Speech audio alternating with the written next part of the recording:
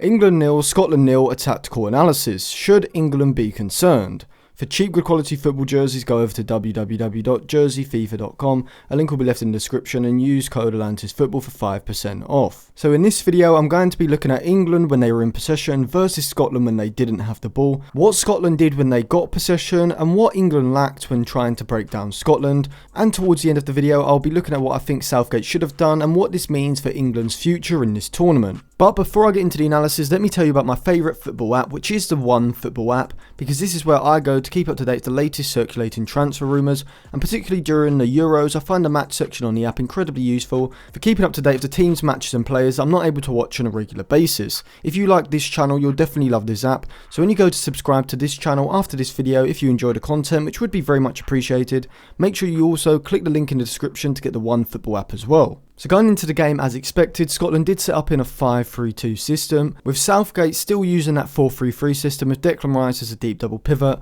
and Calvin Phillips and Mason Mount ahead of him. Sterling also retained his position in the side. Despite my video, you can check that out where I did a preview of the England-Scotland game, looking at what I thought England should do. Southgate did bring in Shaw, which was one of the suggestions that I did say, but Grealish was starting on the bench. I would have preferred Grealish starting ahead of Sterling, as I'll come on to later.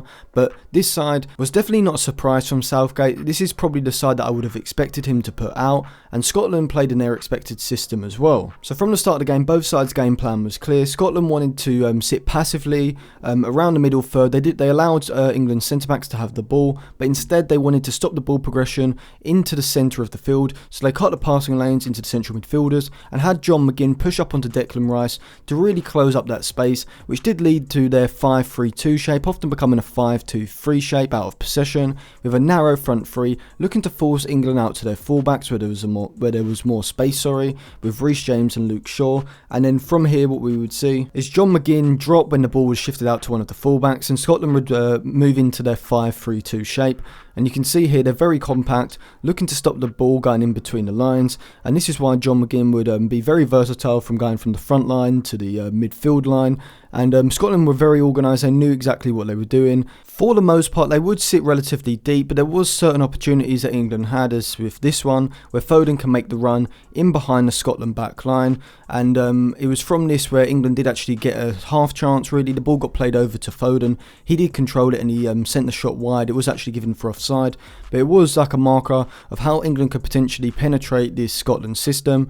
It was unlikely to be done through the centre of the pitch, because of the personnel that was selected. I'll come on to that in a bit, what England actually did wrong, but there was a chance created from a long ball over the Scotland backline, which you wouldn't expect. You would expect that space to be closed up, but in certain situations in the game, particularly when Scotland looked to press more aggressively and England were able to shift the ball into the middle third, that's when the opportunities were there for Foden and Sterling to make runs in behind. England in possession were using a 2-3-2-3 shape. They would have Rice as the deepest midfielder, and Reece James and Shaw would push up in line with him. We would then see Calvin Phillips and Mason Mount play as 3/8s, pushing up, looking to get into the space wide of the Scotland central midfielders and in behind the midfield line. So you can see that here now, and you can see that Scotland have set up in a man-to-man way.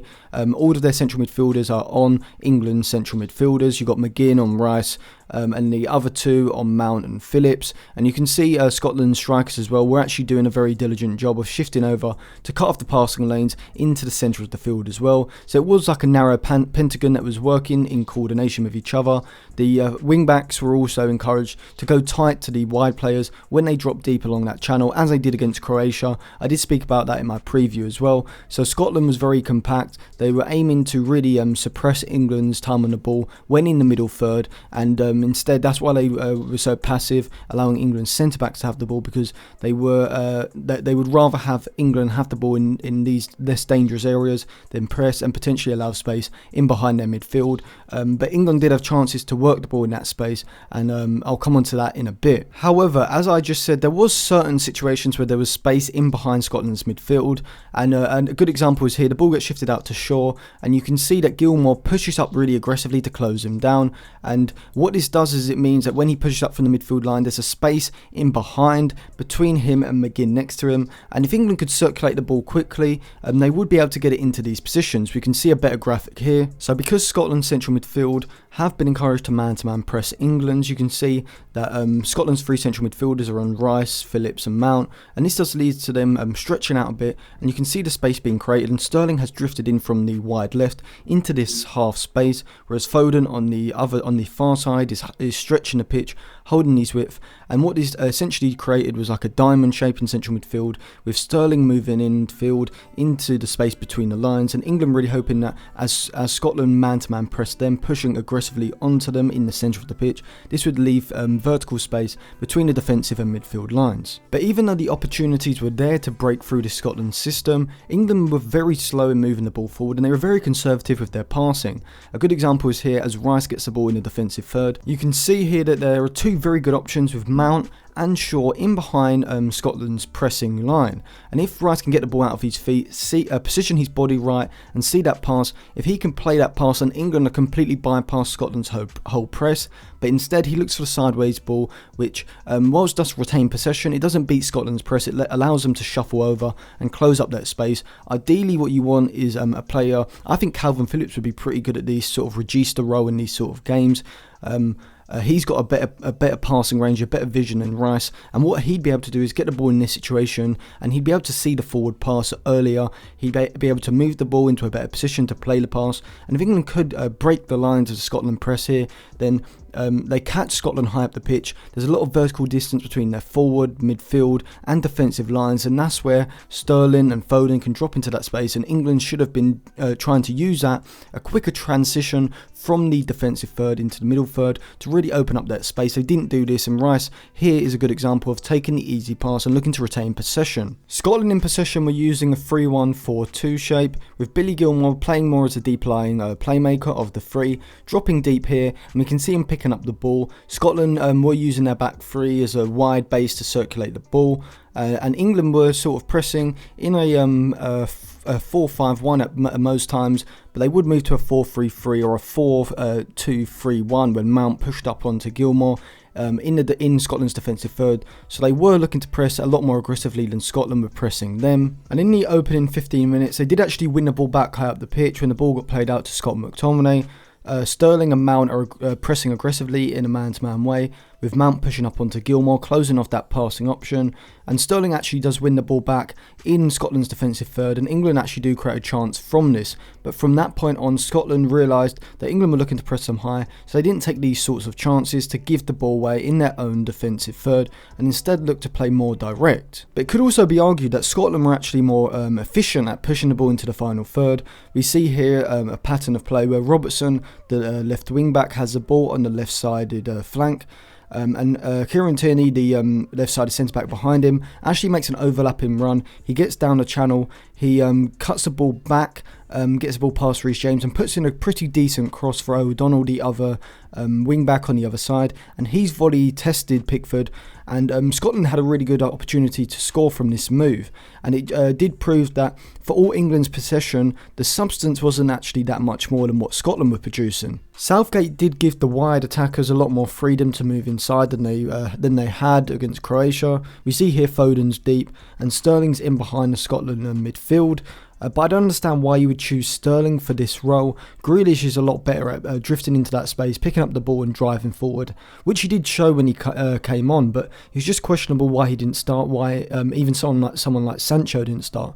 Because Sterling, that's not really his game. Sterling is a movement wide player who's going to look to make diagonal runs in behind the back line, get into goal scoring positions.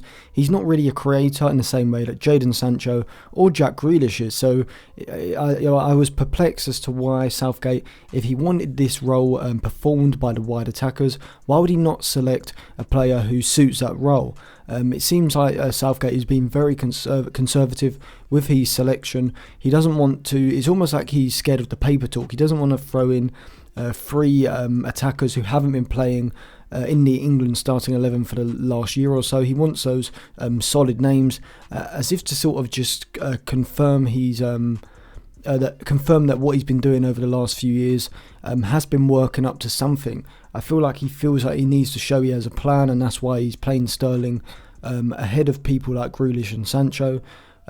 But definitely England need to be looking for more creativity in terms of passing the ball forward. Maybe not just in terms of personnel, but in terms of mentality as well.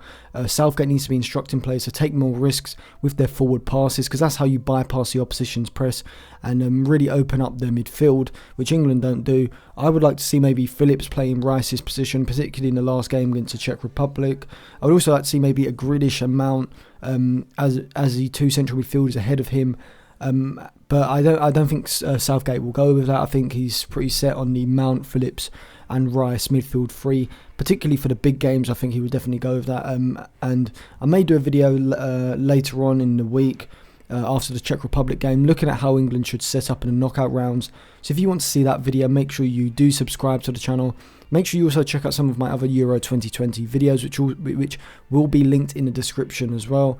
Follow my non-football YouTube channel. I will be uploading videos to there soon. And follow me on Instagram and Twitter for more content as well.